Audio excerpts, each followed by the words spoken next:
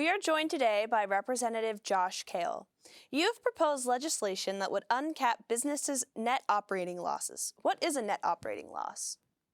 Well, first off, thank you for having me here today. I really appreciate the opportunity to talk about this very important conversation. Net operating loss is a loss that a business takes in the course of doing business, whether it's an investment or buying new equipment.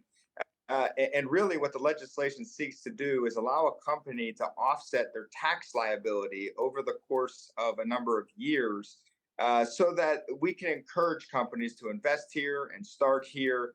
And in other states, this is the case, but in Pennsylvania, it's not. And it prevents people from coming here and investing here and helping the private sector grow our economy, which means more jobs for our constituents.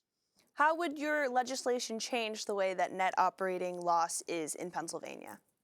Yeah, so Pennsylvania right now is at 40% net operating loss, although it's changing going forward just because of this past budget season. But my legislation in particular would expand it to 100% of your losses that you could carry forward for a number of years. Right now, it's 40%, and that is the worst in the nation.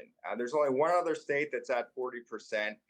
Every other state is either at the federal limit, which is 80% that you can carry forward, or it's at 100% uncapped. Look, the governor talks about it competing with Ohio and West Virginia. A lot of legislators talk about competing with other states. But I think that what we should be really discussing is Pennsylvania has so many natural advantages. Why aren't we dominating in northeastern the United States, in the northeast part of the nation, where we have access to the capital, we have access to natural resources, we have so many inherent advantages. But this is one of the reasons why companies don't come here and why they don't invest here, and that's the reason why we need to change it. So at the end of the day, it's about jobs for our constituents, for my kids, and for their generation, and this will make a big difference to that end. If this legislation were to be passed, how would that impact the businesses in the state? Yeah, so in my area in Western Pennsylvania, I live in a district where Shell Petrochemical has invested. It ended up being a $14 billion project. And we are expecting a lot of downstream opportunity from that, more manufacturing stemming from that manufacturing facility. So I've gotten the opportunity to talk to a lot of different investors that are looking at different properties up and down the river in Beaver County here and in Washington County, frankly, and in parts of Allegheny as well. And one of the major obstacles to them investing in Pennsylvania is our net operating loss provisions.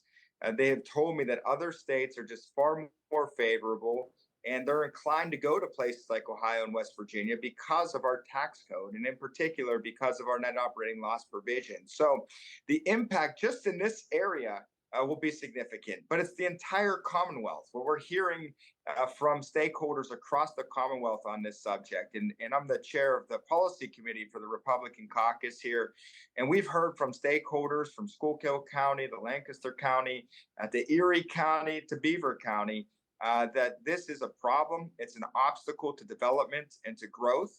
And so unleashing this and really putting in an NOL provision that's favorable towards investment, encourages more growth, will be something that will be a benefit for the entire Commonwealth. Have you gotten any feedback from the business owning community at all? Yeah, so the business community has been asking for this type of change for a number of years now, decades. I think it'd be fair to say decades. In particular, businesses that deal with creation of goods like manufacturing that are heavy investment businesses where you have significant losses in one year, in the natural gas industry and energy in general, where there's heavy equipment that you have to purchase.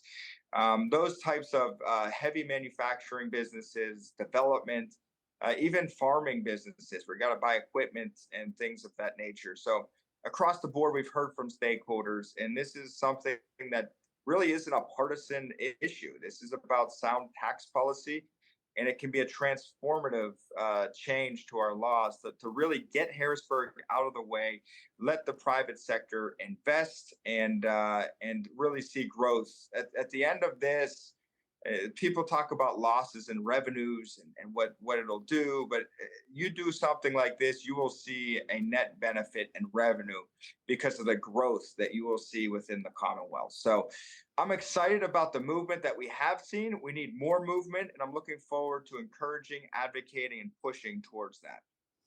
What have your colleagues in the House said about this legislation? So there's a number of my colleagues in the House. I'm thinking of Representative Jones and a number of others that have been advocating net operating loss reform for a number of years now, since I've been in office, which is 5 years. And there's others that have been talking about it for much longer than that. We're seeing bipartisan support. We're seeing Democrats that are supportive of the concept.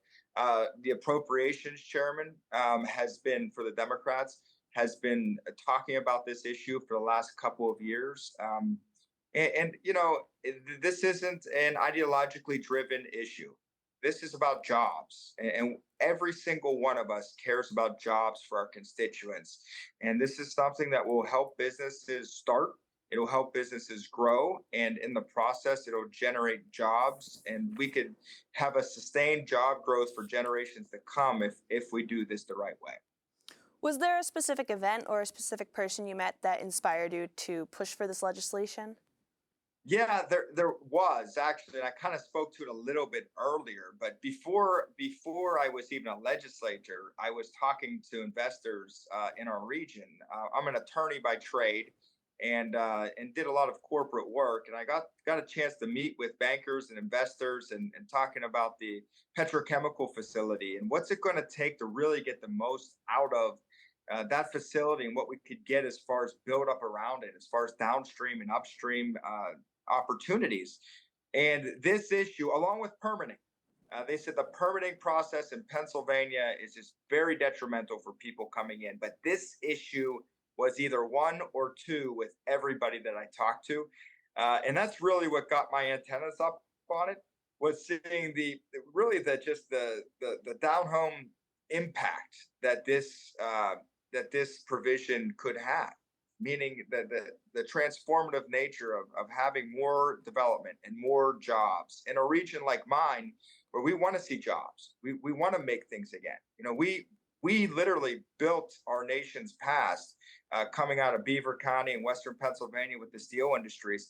We can literally build our nation's future if we reindustrialize and really leverage the petrochemical industry that we have here, and even make more steel out here in this region.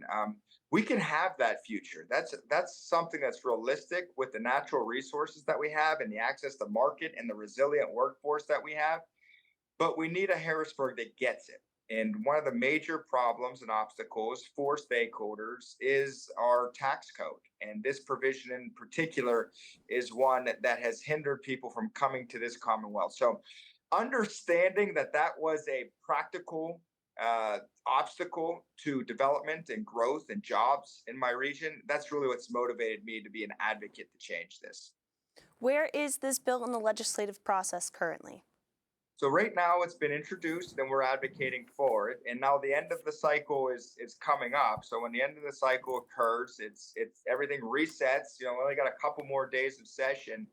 There has been movement on this issue, which is very important. And we saw success in the last budget on the issue. And I think it's because a number of us, not just me, but Republicans and Democrats in the House and the Senate are coming together. With the Chamber of Commerce, we have a competitive caucus that we've created with members of the Democrat side in the House, Democrats of the Democrat side in the Senate, along with myself and a Republican senator. We are taking a bipartisan approach to tackle this issue. So we are seeing progress, and we are going to complete the job next cycle, and I'm looking forward to doing so. And I believe we'll do it early within the cycle. We've been speaking with Representative Josh Kail. Thank you for your time. Thank you. Thank you for having me.